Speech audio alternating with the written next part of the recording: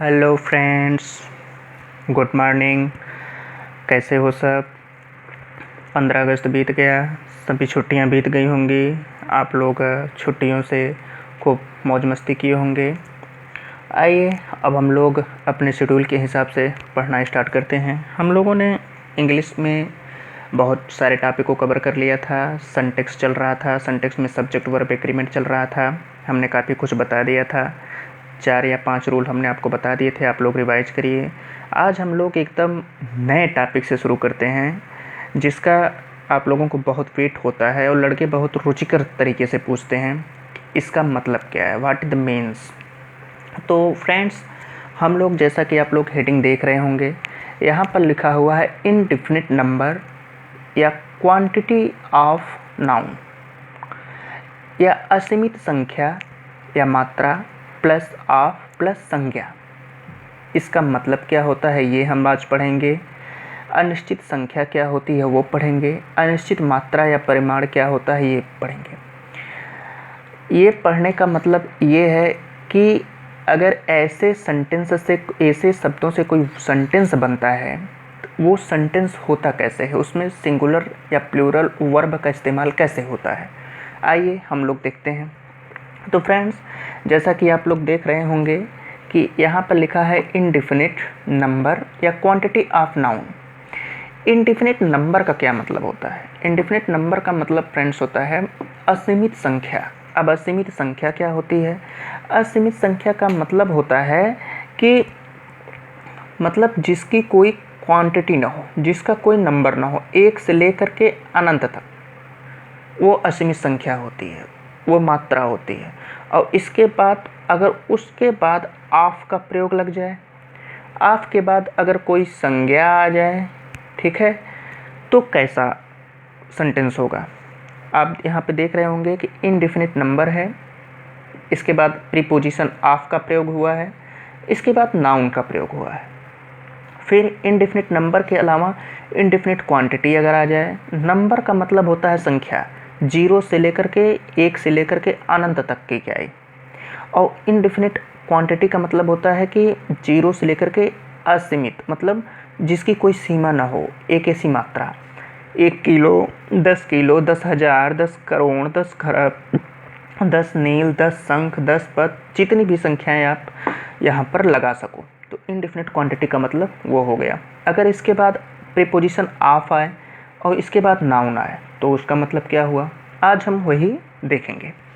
तो जैसा कि अभी हमने बताया कि इनडिफिनिट नंबर और उसके बाद प्रीपोजिशन अगर ऑफ आ जाता है तो उसका मतलब होता है अनिश्चित संख्या।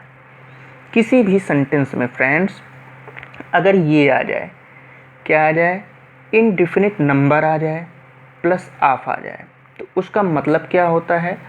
उसका मतलब होता है अनिश्चित संख्या, ये ठीक है। और अगर किसी भी सेंटेंस में इनडिफिनिट क्वांटिटी प्लस ऑफ आ जाए, मतलब ये नंबर है और ये क्वांटिटी है। नंबर का मतलब होता है संख्या और क्वांटिटी का मतलब होता है परिमाण। परिमाण का मतलब क्या होता है? जैसे किलो दर किलो, संख्या का मतलब क्या होता है? 1 2 3 ऐसे। तो इससे क्या बोध होता है, पहले आप इसका मीनिंग समझ लीजिए तब आप इसको यूज करिएगा। जैसे अगर इनडिफिनिट नंबर प्लस ऑफ आ जाए तो इसका मतलब होता है अनिश्चित संख्या, मतलब 1 से लेकर के इनफाइनाइट तक। और अगर इनडिफिनिट क्वांटिटी और प्लस नाउन आ जाए तो उसका मतलब क्या होता है? अनिश्चित मात्रा या परिमाण। अब हम इसका यूज देखते हैं, इनडिफिनिट नंबर प्लस ऑफ का यूज कैसे होता है। इससे, इस पूरे से, इनडिफिनिट नंबर प्लस ऑफ से क्या बोध होता है? अनिश्चित संख्या क्या बोध होता है। और ऐसे वाक्यों में ऑफ का कोई अपना अलग अर्थ नहीं होता, इसीलिए ऑफ के बाद आने वाला नाउन सदैव क्या होता है? प्लूरल रहता है। ये अगर फ्रेंड्स ये आ जाए इनडिफिनिट नंबर प्लस ऑफ, ठीक है, अगर ये आ जाए तो इससे क्या बोध होता है? इससे बोध होता है अनिश्चित संख्या का, ठीक है, अनिश्चित संख्या। और अनिश्चित संख्या के बाद ऐसे वाक्यों में ये जो ऑफ आप देख रहे हैं ना, अगर किसी वाक्य में अनिश्चित संख्या का बोध होता है अगर उस वाक्य की शुरुआत इनडिफिनिट नंबर से होती है, जैसे a number of, a lot of, plenty of, तो ऐसे वाक्यों में इस ऑफ का कोई भी मीनिंग नहीं होता। इसीलिए इस ऑफ के बाद आने वाला नाउन क्या होता है? सदैव प्लूरल होता है। प्लूरल मतलब बहुवचन। क्यों? अच्छा, ऐसा होता क्यों है? क्योंकि कोई भी अनिश्चित संख्या या असीमित संख्या या अनिश्चित मात्रा या अनिश्चित परिमाण एक वचन में नहीं होती है। सीधा सा लॉजिक। अगर आपसे कोई पूछता है कि इनडिफिनिट नंबर प्लस ऑफ का मतलब क्या हुआ, तो आप सीधा सीधा बताएंगे कि इससे अनिश्चित संख्या का बोध होता है। और अगर उसने पुनः रिपीट कर दिया क्वेश्चन कि इससे अनिश्चित संख्या का क्यों बोध होता है, तब आपका जवाब होगा क्योंकि कोई भी असीमित संख्या, अनिश्चित संख्या या मात्रा या परिमाण या वेट कुछ भी एक वचन में नहीं होता। जैसे असीमित अगर शब्द के आगे लग गया तो उसका मतलब आप चाहे जितनी संख्या ले सकते हो। असीमित अगर वेट लग गया तो उसका मतलब आप चाहे जितनी संख्या ले सकते हो। अब हम मीनिंग करेंगे। हम में से आप बहुत सारे लड़के इतना परेशान रहते हैं इस सेंटेंस को लेकर के कि उनमें कन्फ्यूजन बना रहता है। उसी कन्फ्यूजन को हम लोग क्लियर करते हैं। जैसे अगर किसी सेंटेंस में आ गया a number of, a lot of, plenty of, heaps of, all of, some of, अगर वाक्य की शुरुआत इन सब से होती है तो क्या होता है? तो ये सब की मीनिंग जो होती है बहुत होती है सबकी। अगर आपको किसी भी सेंटेंस की शुरुआत a number of, a lot of, plenty of, heaps of, all of, some of से होती है तो उसका मतलब होता है बहुत। ऑल ऑफ का मतलब सब, सम ऑफ का मतलब थोड़ा, ए नंबर ऑफ का मतलब बहुत, ए लॉट ऑफ का मतलब बहुत, प्लेंटी ऑफ का मतलब बहुत, हिप्स ऑफ का मतलब ढेर यानी बहुत। ऐसे वाक्यों का कर्ता क्या होता है? ऐसे वाक्यों का कर्ता जो होता है, अगर ये ऑफ लगा है तो इसके बाद आने वाला नाउन होगा ऐसे वाक्यों का कर्ता। और यदि नाउन क्या है? सिंगुलर है तो वर्ब भी सिंगुलर। और यदि नाउन क्या है? प्लूरल है तो वर्ब भी प्लूरल होगा। अब आप सारी चीज़ें समझ गए होंगे कि अगर इन वाक्यों के बाद, ठीक है, a number of, a lot of, plenty of, heaps of, all of, some of, अगर ऐसे वाक्यों के बाद आने वाला नाउन क्या है? सिंगुलर है। आने वाला अगर ऐसे वाक्यों का कर्ता जो है ऑफ के बाद आता है, ऑफ के बाद कोई नाउन आता है तो ऐसे वाक्यों का कर्ता वो होता है। और यदि वो नाउन सिंगुलर है तो वर्ब भी सिंगुलर होगा। और यदि नाउन प्लूरल है तो वर्ब भी प्लूरल होगा। जैसे अब आप यहाँ पे ये देखिए कि अनिश्चित संख्या या मात्रा की क्वांटिटी बताने वाले जो सेंटेंस होते हैं वो कैसे होते हैं। जैसे अनिश्चित संख्या, नंबर या मात्रा या क्वांटिटी बताने के लिए नाउन या प्रोनाउन के पहले आने वाले शब्द, ठीक है। जैसे a number of, a lot of, lots of, heaps of, plenty of, a quarter of, part of, percent of, many of, ठीक। 2/3 of, 3/4 of, most of, some of, mass of, majority of, much of, a good deal of, a great deal of, rest of. इन सब का मतलब क्या होता है friends? इन सब का मतलब होता है बहुत।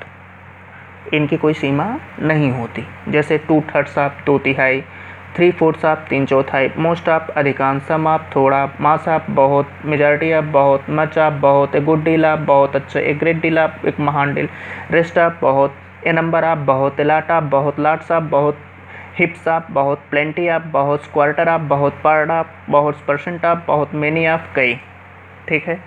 तो इन सब का मतलब क्या होता है? इन सब का मतलब फ्रेंड्स होता है बहुत, ठीक है। अब हम एक्सरसाइज देखते हैं या नंबर्स देखते हैं। जैसे a number of boys are absent. अब आप इसमें देखिए कि कैसे सेंटेंसेस का प्रयोग हुआ है और प्लूरल या सिंगुलर कहाँ कैसे यूज हुआ है, आपके लिए ये इम्पॉर्टेंट है। और इन सब का जो मीनिंग है ना, आप उसके लिए परेशान ना होइएगा। A number of, the rest of, इन सब का मीनिंग्स बहुत होता है सीधा। और सब्जेक्ट कौन सा है इसके लिए भी मत परेशान होइएगा, क्योंकि ये जो ऑफ है ना, इसके बाद ये तुम्हारा सब्जेक्ट हुआ। ये जो ऑफ है ना, इसके बाद ये तुम्हारा सब्जेक्ट हुआ। यही जो है आपका क्या हो जाता है, सब्जेक्ट हो जाता है, सब्जेक्ट हो जाता है। और ये क्या होता है, वर्ब हो जाता है। इस पे कभी मत जाइएगा, ये चीज़ सब्जेक्ट नहीं होता, नॉट सब्जेक्ट, ठीक है। सब्जेक्ट कौन सा होगा, मैं अभी भी कह रहा हूँ कि ऑफ के बाद जो नाउन आता है वो सब्जेक्ट होता है, ठीक है। जैसे a number of boys are absent, जो लड़के हैं बहुत सारे लड़के एब्सेंट हैं, अनुपस्थित हैं। अब आप इसमें सीधा सा जानिए, इसमें सब्जेक्ट क्या हो गया, बॉयज़, ठीक है। अब बॉयज़ सब्जेक्ट है तो आप हमको ये बताइए कि बहुवचन में क्यों है। अभी हमने इसका लॉजिक बताया था कि बॉयज़ प्लूरल ही क्यों है, या सिंगुलर क्यों नहीं हुआ। बॉयज़ यहाँ पर प्लूरल इसलिए है क्योंकि इसके पहले जो है ए नंबर ऑफ का प्रयोग हुआ है। और अभी हमने पीछे कॉन्सेप्ट आपको क्या बताया कि जिन नाउन्स या प्रोनाउंस के पहले ऐसे शब्द लग जाते हैं, a number of, the rest of, lots of, part of, half of, heaps of, mass of, majority of, much of, ऐसे शब्द आ जाएं, वो अनिश्चितता का बोध करते हैं। और अनिश्चितता सदैव किस में होती है, बहुवचन में होती है, प्लूरल में होती है, वो एक वचन में नहीं होती। तो इसीलिए यहाँ पर बॉयज़ क्या आया, प्लूरल आया। अब प्लूरल है तो वर्ब क्या हुआ, प्लूरल। तो यहाँ पर अगर सब्जेक्ट प्लूरल तो वर्ब प्लूरल, ठीक। ये वाक्य सही है। ये आपको कंपटीशन में जब आप परीक्षा देंगे तो वहाँ पर वाक्य शुद्धि या अशुद्धि के लिए ये वाक्य आएगा। जैसे the rest of the book is unfinished, किताब क्या है, अनफिनिश्ड है, किताब ख़त्म नहीं हुई है। द रेस्ट ऑफ, ये भी यहाँ पर क्या है, प्लूरल।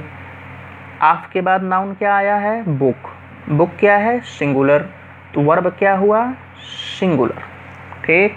अब जैसे lots of poison has been prepared, बहुत सारे पॉइजन तैयार हो चुके हैं। पॉइजन क्या है, सिंगुलर, ठीक। पॉइजन अगर सिंगुलर है तो वर्ब भी सिंगुलर। जैसे a part of the mango is, क्या है ये, रोटेन, तो यहाँ पर मैंगो क्या है फ्रेंड्स, सिंगुलर, ठीक। अब मैंगो सिंगुलर है तो यहाँ पर वर्ब भी सिंगुलर है।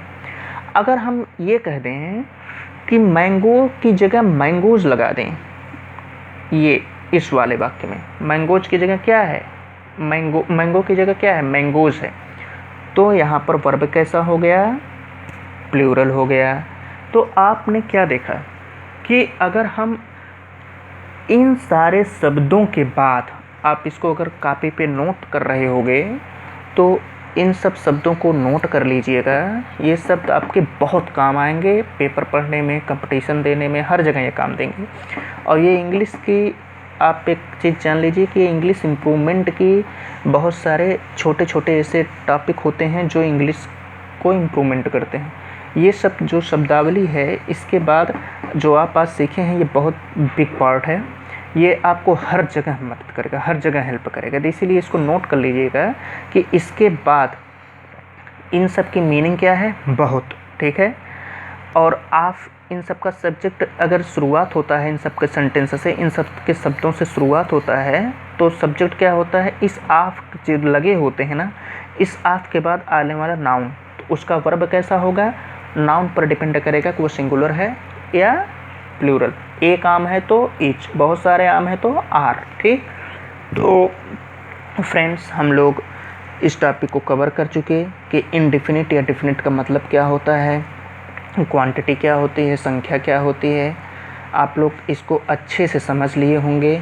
जहाँ कोई भी प्रॉब्लम होगी आप लोग बेहिचक सॉल्व करके आइएगा, पूछिएगा खूब, और जितना हो सके उतना आप लोग सॉल्व कीजिएगा। ये बहुत इंपॉर्टेंट टॉपिक है। आगे हम जब आर्टिकल ए एंड द पढ़ाएंगे तो वहाँ पर ये सब यूज आएंगे, इसीलिए हम इस टॉपिक को पहले पढ़ा रहे हैं, आर्टिकल को पहले नहीं पढ़ाए।